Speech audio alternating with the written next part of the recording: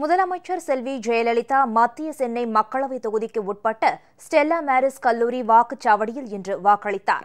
தேர்தல் அமைதியாகவும் சுதந்திரமாகவும் நேர்மையாகவும் நடைபெற இந்திய தேர்தல் ஆணையத்துடன் அனைத்து அரசியல் கட்சிகளும் பொதுமக்களும் ஒத்துழைக்க வேண்டும் என முதலமைச்சர் கேட்டுக் கொண்டார். தமிழகம் மற்றும் புதுச்சேரியில் உள்ள 40 மக்களவை தொகுதிகளுக்கும் ஆலந்தூர் சட்டப்பேரவை தொகுதிக்கும் இன்று ஒரே கட்டமாக வாக்குப்பதிவு நடைபெற்று வருகிறது. முதலமைச்சர் செல்வி ஜெயலலிதா மத்திய சென்னை மக்களவை தொகுதிக்கு உட்பட்ட ஸ்டெல்லா மேரிஸ் கல்லூரி வாக்குச்சாவடிக்கு காலை 9 மணி அளவில் வருகை புரிந்தார். அங்கு அவர் தனது வாக்கை பதிவு செய்தார்.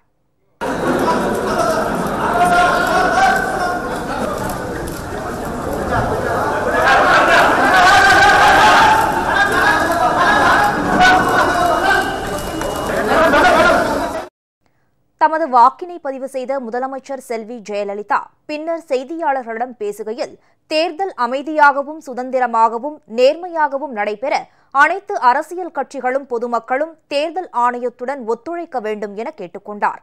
தேர்தல் முடிவுகள் வெளிவரும் வரை தாம் கருத்து தெரிவிக்க விரும்பவில்லை என்றும் முதலமைச்சர் செல்வி ஜெயலலிதா தெரிவித்தார். I request all political parties and the general public to cooperate with the Election Commission of India to ensure that there is a peaceful, free and fair election.